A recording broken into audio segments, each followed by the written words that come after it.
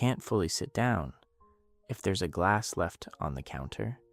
You can't relax on the couch if there's a pile of clothes on the chair. You notice it. And once you notice it, you can't unnotice it.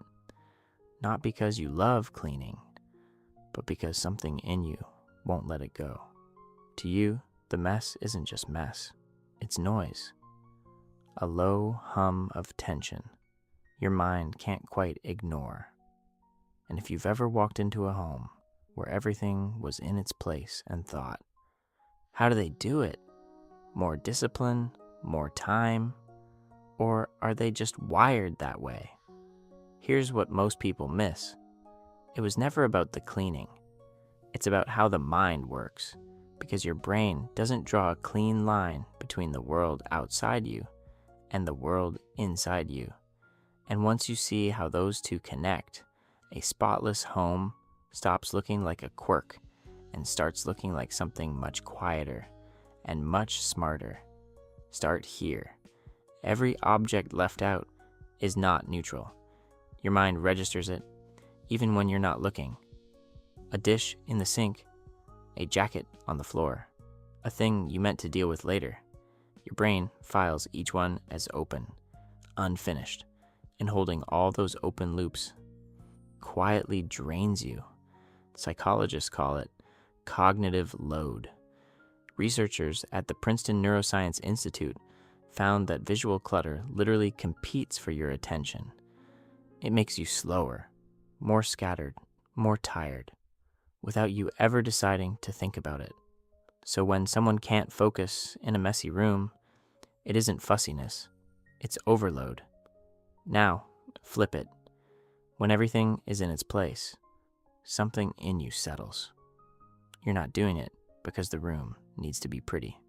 You're doing it for what a clean room gives you. Control. Think about how little of your life you actually control. Not other people, not your job, not tomorrow, not the thoughts that won't sit still at 2 a.m, but your space, that's yours. And every time you wipe a counter, every time you put one thing back where it goes, you send your nervous system a small, direct message. Here, at least, I decide. Psychologists call how much you feel you can shape your life an internal locus of control, and the people who feel it carry less stress. The cleaning isn't the point. The feeling that you can still steer something, that's the point. And after a while, it stops being a task at all. It becomes who you are. You didn't decide to clean today. You just did. The way you brush your teeth, because we act in line with who we believe we are. Tell yourself you're a messy person, and your behavior keeps proving it. Start acting like someone who takes care of their space, even in tiny ways. And slowly, your mind updates the picture. You don't force it forever. You do it long enough that it forces itself. Behavior tends to go automatic somewhere around 2 months in. After that, it costs almost nothing. But here's what almost no one says out loud. Sometimes the clean home isn't the cause of a calm mind. It's the tool, because it runs both ways.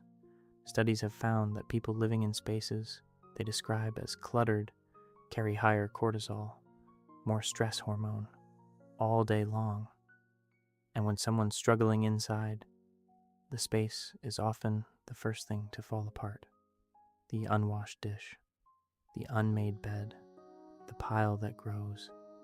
The outside starts to mirror the inside, but that mirror works in reverse too, which is why, when you feel the worst, you sometimes clean, not for a guest, not for a photo, because cleaning is one of the few things with a beginning, a middle, and an end. And your mind is desperate for something, anything, that closes. It's not really about the counter. It's about giving a chaotic feeling somewhere to land. And there's one more layer, the one you feel but can't always explain. Walking into an ordered room isn't just visual, it's physical. Your body reads it. Your nervous system takes it in as safety, as if, for a moment, nothing is wrong. For some people, that's a luxury. For the ones who feel their environment deeply, it's a need. To them, a messy room isn't annoying. It's exhausting, so they keep it in order. Not for looks, but for balance. So, if this is landing a little too close, don't try to fix everything at once. That's just a new way to overwhelm yourself. Do something smaller. Pick one space. A single counter, a shelf, the surface next to your bed.